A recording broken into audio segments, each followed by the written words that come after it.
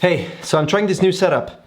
If you like it, thumbs up. If you think I look like Colin Farrell, thumbs up. And if you like the DJI Mavin Air 2S, thumbs up.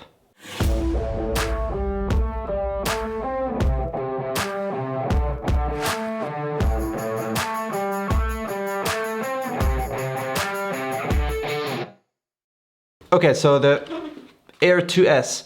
I got this one recently. I changed it from my Phantom 4 Pro Plus. Yeah, we can see a difference right here. So why did I go for the 2S versus the Phantom 4 Pro Plus? Phantom 4 Pro Plus has pretty much everything you can wish to have on a drone nowadays, at least for the consumer part, not the professional side of life. In this one here, you have the variable aperture, for example, which you don't have on the Air 2S. That is a bit of a pain in the butt because, well, every time it's too bright outside, I have to put an ND filter on this little puppy here, wherein I didn't have to do that necessarily on this one because you can close the aperture and have less light coming in. But the main reason for me to swap between the Pro and the Air 2S is the size. This guy, when you fold it, can be really, really small. It fits literally in a little pocket of your bag, wherein this one had to have a bag of its own. Literally, I had a backpack just for the drone. So when I would go around on shoots for clients, I would have to have my big backpack for my cameras and the big backpack for the drone. So now I have one backpack, I put everything inside and I'm happy with it. A little more on the aperture. This one is stuck at f2.8. I used to only have Phantoms, so the fact that I have to be stuck at fixed wide aperture is a little bit of a hassle. Obviously, you don't necessarily see this when you're taking photos. You don't see that much of a depth of field when you're taking landscapes or panoramas or anything else for that matter. You can use ND filters. They do provide you with 4 ND filters. That is great when you take the Fly More combo, but that's one thing I would have loved to see on this one, like they put on the Mavic Pro 2. Like for the Phantom 4 Pro, and that is something absolutely amazing, you have 20 megapixels on this camera, as well as a full 1-inch sensor. That is just amazing because I get the same image quality that I used to get on my Phantom, if not better, out of this little guy. So that is a huge pro and plus. If you're looking to buy a drone, I would not go for anything under at least 1-inch sensor. In terms of transmission, you get, or they say, 12 kilometers out of this little guy here. I can't say that that is true unless you really are in an open field. There's no electric power plants anywhere, there's no airport anywhere, there's no interferences anywhere. So I don't know where they tested this, if they tested this in like some place like in the desert or something, but I start having trouble usually in an open field around 1 kilometer, 1.2 kilometer. Legally, you couldn't go any further because you need to have the drone inside at all times. So that's not necessarily a good example, but they do claim that it has 12 kilometers range. So yeah, I did have trouble and started losing the connection with the drone after about 1.2 kilometers. Depending on the areas you go to, I'm sure you can get more or less.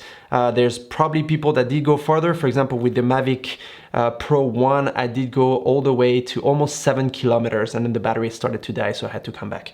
But yeah, that's the range that I get with this drone. Okay, then they implemented what they call the master shots. Master shot is basically the drone going by himself, doing its thing, doing several recordings up, down, left, right, and it basically stitches them up together to make one clip. It also gives you the individual clips, but it gives you one clip in the end with music that you can choose. Do everything on your phone in the DJI app.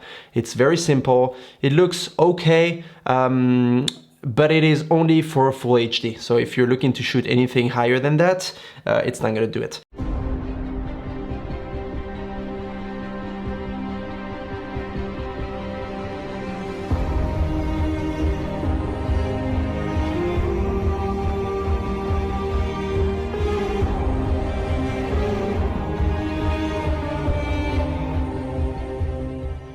Personally, I'm not a big fan of that master shot. I mean, I think it's great if, let's say, you're doing a video, you're all by yourself, and you want to take some cool shots. You can do it. You could do it. You could use this function to have a little bit of an epic part in your video.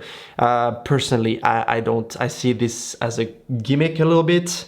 Sometimes he had a little bit of trouble to keep in frame. It would just wander off and stuff. So it is, I think it's a beginning of something, but they need to improve it, in my opinion. Okay, then in terms of video quality and recording, you can record up to 5.4K in 24 and 30p, which is great. I did not notice that much of a difference besides my computer being a little bit more laggy. So I had to create a proxy for it and make sure that I can actually run that on my computer. But when I export it in 5.4K, I don't notice a huge difference, also because you need to have a monitor that's able to display those higher resolutions.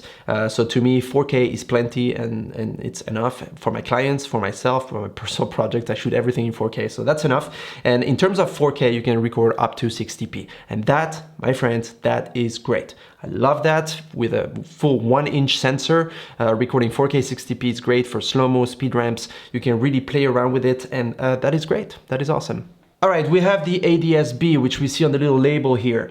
The AirSense, what that is basically they implemented what other helicopters, planes, and any other aircraft flying in the sky has, which is a way to sense other planes around. So they don't know your location, but you know other planes' location. So you can always see on the map, that's an option you can turn on, and you can see if there's helicopters, airplanes, or any other aircrafts in the sky that would potentially clash with your drone, and that is an extra layer of security, which in my opinion is absolutely fantastic, and I think that should be, and it will be obviously implemented in all the future drones. So thumbs up DJI, that is actually a good feature that I like to have. Okay, then we have the ND filters that I mentioned at the beginning of this video. This little package here that I give you with the Fly More combo has 4 NDs. You have 4, 8, 16, and 32.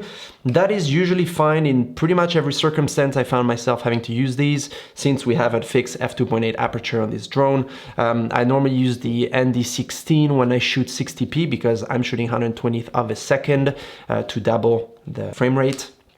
That is fine, that works out for me.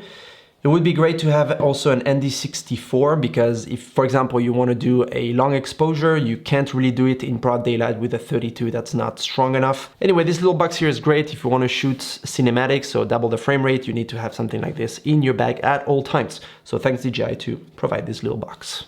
In terms of noise, this guy is very silent actually. I showed it to some of my friends that do fly drones as well and other clients, and they were, well, some of my clients were shocked for how loud this little thing is, but those don't know the Phantom 4 Pro that I have on the shelf over there. So in terms of noise, if I compare the Phantom 4 Pro, which feels like there's a whole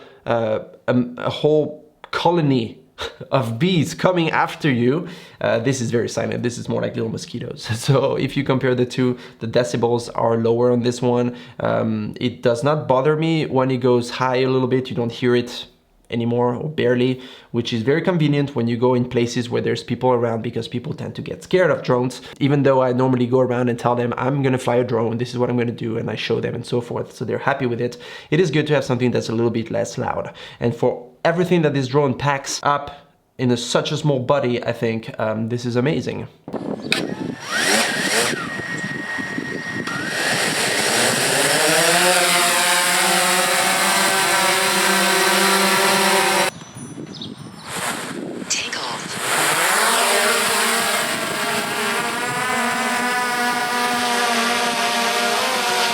This drone has obstacle sensing in 4 directions. That is good. You have the top, the bottom, and for most cases it works great, but I am the type of pilot that makes sure there's nothing around and that keeps his eyes on the drone pretty much at all times, unless I go really, really far, but I usually go very high, so I don't risk to touch anything, any tree or any house or any obstacle.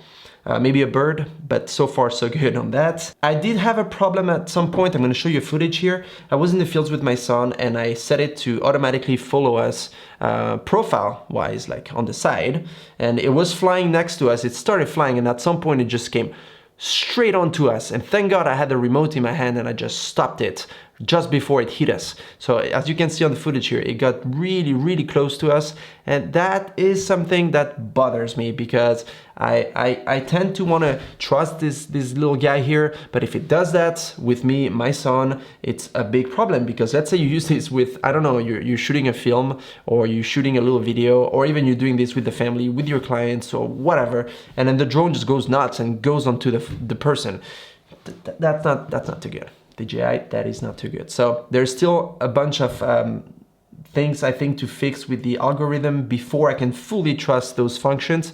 But otherwise, I mean, for here and there, if you keep the remote in your hand, it can be fine. I do like to do that manually though. You have a bunch of other things, like the fact that you have an LED light that lights up in the bottom here. You can assign it to, for example, the function button here at the top left of the remote. That is great because when you have your helipad open and your drone is on it, you can turn on the LED light, and when it starts flying at, you know, for example, for night shot and it's very dark outside, it's good to have a little light that shows you where the drone is. Anyhow, I'm not a big fan of flying the drone during the night because I don't really see it that well and I don't want to go and hit obstacles with it. So I did not take any night shots with this drone there, so I didn't go that much into technical specs of this drone, but for real life usage, which is what I tried it for my work and for hobby and just for fun, I think this drone is absolutely gorgeous. The photos that come out of it, you can really get some good stuff. By the way, if you like the editing of my photos, let me know in the comment section below. I can do a video specifically to show you how I color grade my photos. And for videos, I am very, very happy with the result. It has a crisp, high resolution, very nice outcome. And I think it just looks very nice. Compared to my Phantom 4 Pro, which was also amazing, same sensor and so forth, I think this one is a bit better. Obviously, we're talking a few years difference, so there's a bit of an improvement on drones nowadays. But look at the package of this thing. I mean, this is so light, so small, so... Anyway, I love it. All right, so I see you in my next video. Like always, I'm gonna be reviewing the Canova motorized slider very soon, as well as the Fujinon 18mm f1.4 that I'm getting from Fuji. I'm very excited about that. It's coming in a few days. Stay tuned, keep shooting, have fun, and like always, I see you soon. Cheers.